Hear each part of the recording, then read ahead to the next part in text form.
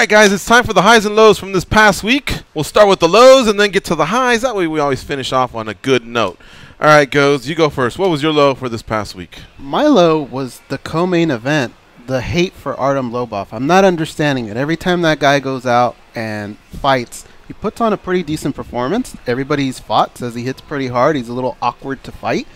Yeah, maybe his record's not there, but he keeps me entertained, and when he's not fighting, he's still entertaining me with his mouth. So I don't see where all the hate comes from.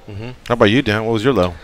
Kind of beating the same drum, but more along the lines of judging inconsistencies. We saw some close calls, but then we also saw some really odd scorecards. One particularly to open the night. And usually when you see an odd score open the night, I like the move for promoters and organizations to kind of take more control and get an ear in and say, hey, can we maybe take this judge off the panel or so forth, and as well just to see the organizations doing compensation. I know UFC's done this before in the past where they treat losses like wins where it's appropriate, and I just hope that these guys are getting some type of backroom consideration. Nothing bothers me more than to see a fighter fight their heart out and not get a fair shake. Well, I'm just happy I dodged the bullet of why you wearing your sunglasses. That was going to be one of your guys' low. They're actually prescription glasses. But my low, I feel like it's low-hanging fruit because it was huge news, and you'll probably now have a good idea of where my high is going to be. But I just don't want it. I wanted to see Demetrius Johnson continue to fight in the UFC. That's where the best fighters in the world fight, and we've been calling him the pound-for-pound best for so many years. He lost to Henry Cejudo. That didn't make him number 81 or 78 or 135 or even 4. He's now 2 or 3 or something in the pound-for-pound. I wanted to see him compete in the UFC. And if there's rumors to the bantamweight division being where his future home would be because they would abolish 125, then fine. He had a great career as a 135er.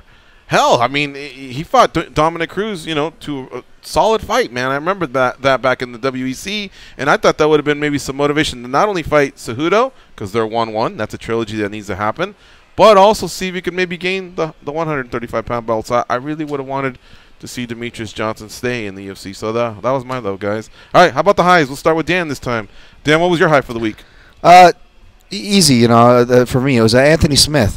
Watching a guy kind of, have a more of a journeyman-like start to his career, winning, losing, getting those experience on the regional scenes, but not everybody can survive that in MMA. It's a really cruel sport on your body, on your emotions. There's just so many factors that go into it. So to see a guy, have that many fights and then now start to find himself on the biggest stage in the world, I mean, how can you not feel good for that guy getting the big win out there? 4 months, 3 fights. That's quite a run for that guy, man. All right, mine is, as you can tell, it's Ben Askren. All right, so a trade took place. Demetrius had to go to get Ben Askren. I just wish we could have had both anyway. But one championship held firm. Hey, this is a business. We got to get something in return. So as they get Demetrius Johnson, they let Ben Askren go, and now we get to see Ben Askren versus a lot of 170 possibilities. Not his teammate from Missouri though, who's the current UFC undisputed champion, Tyron Woodley. Get that one out of your mind. They're not going to fight, but there's still a lot of names out there like Darren Till and Mike Perry and the Diaz brothers and Jorge Masvidal, and I'm anxious to see how he does it, except I think he also wants those big fights. He probably wants Nurmi at 65 or GSP to see who's the best welterweight of all time, or who knows what. Or if they create 75, maybe he'd make a run there. But I'm happy to see it. I think it was a long time coming. How about you guys? Finish it off. What's your high?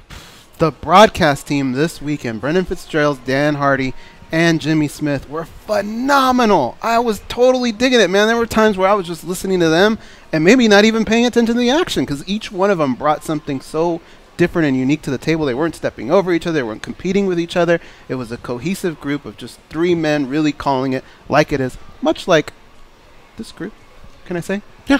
We're dope, right? Exactly. Just like us. But, yeah, they were incredible. I hope that they keep that team intact and do that a little bit more than what we used to. I agree. I really like them. Hardy and Smith really bounced off each other very well. Brendan Fitzgerald definitely has become a solid guy, too. All right, there you have it. Those are highs and lows for this past week, brought to you by the MMA Junkie Radio team.